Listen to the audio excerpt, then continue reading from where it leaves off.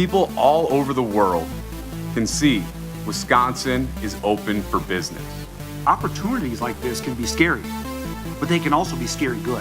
Does it make as much sense to give large incentives to a mature industry as it does to one that is so cutting edge that has no peers, competitors, or equals? They're talking about a supply chain that starts at 150 suppliers. They've had so many meetings in Wisconsin with potential suppliers as it is. So when we talk about, is this money going to Foxconn? My answer is yes and no. In part, it's going to Foxconn, but in part, it's going to reach the roofers.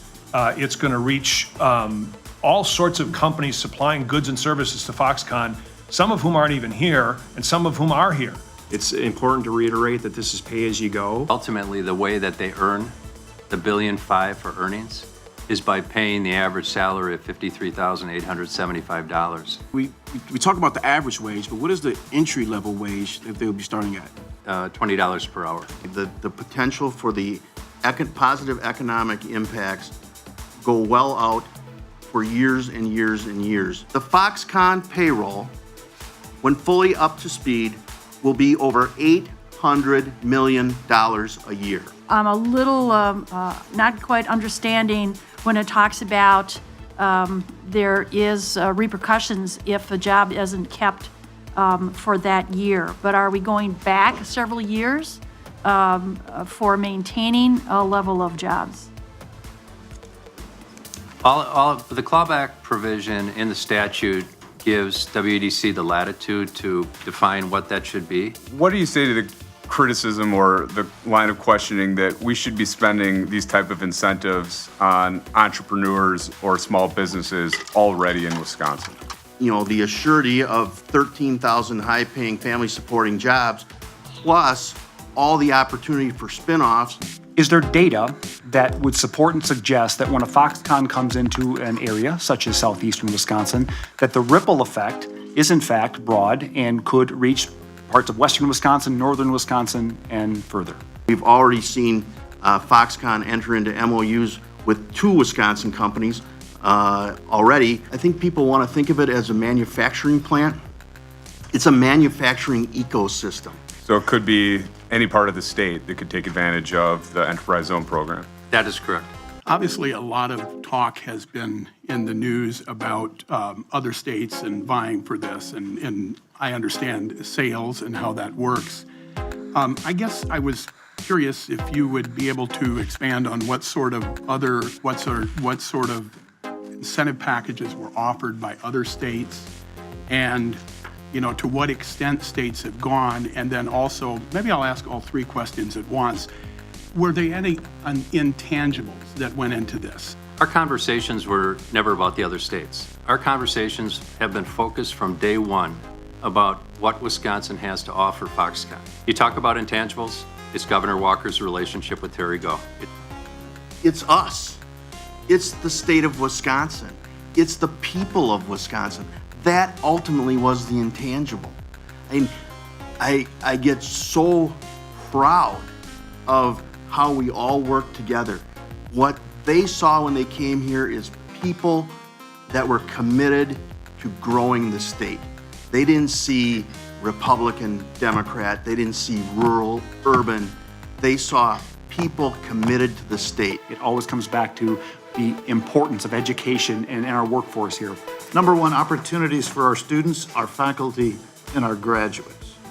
Number 2, opportunities for expanded business partnerships. Number 3, an opportunity to build our educational capacity in important areas.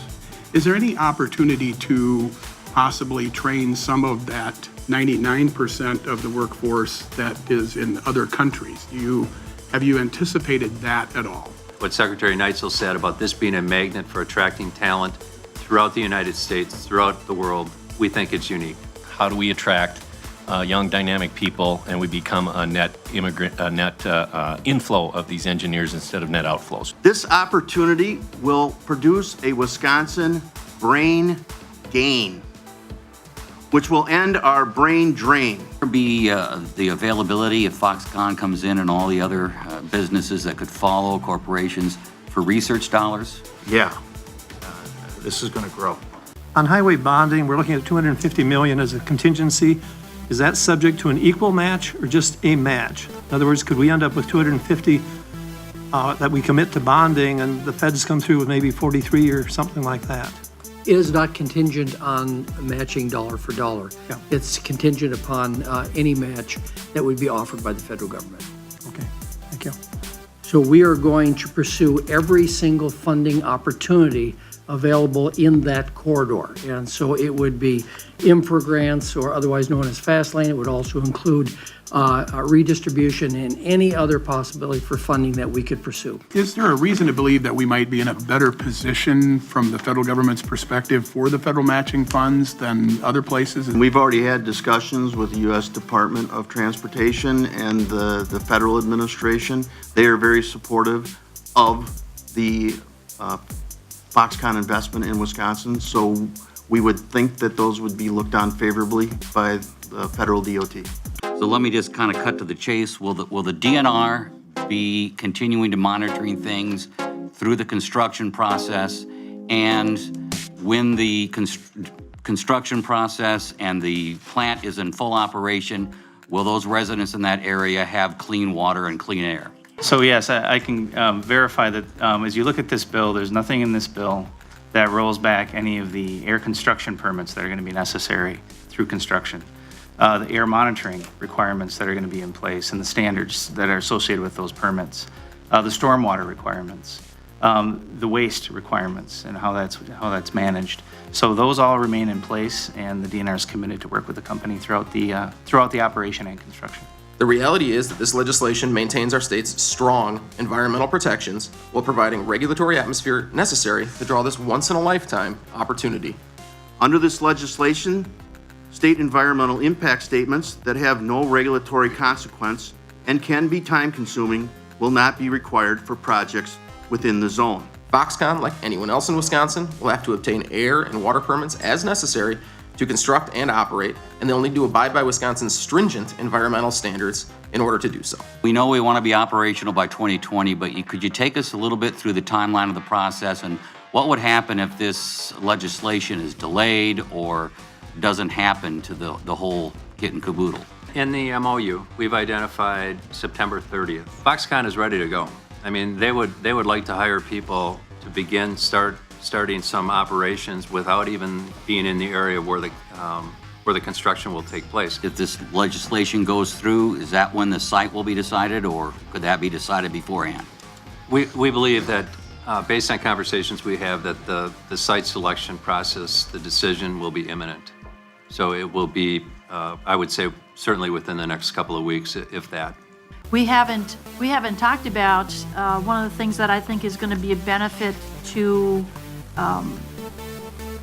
all the rate players in the area in taking a look at what how this market rate based opportunity is for Foxconn, and how that's going to affect some of the other rate payers in that.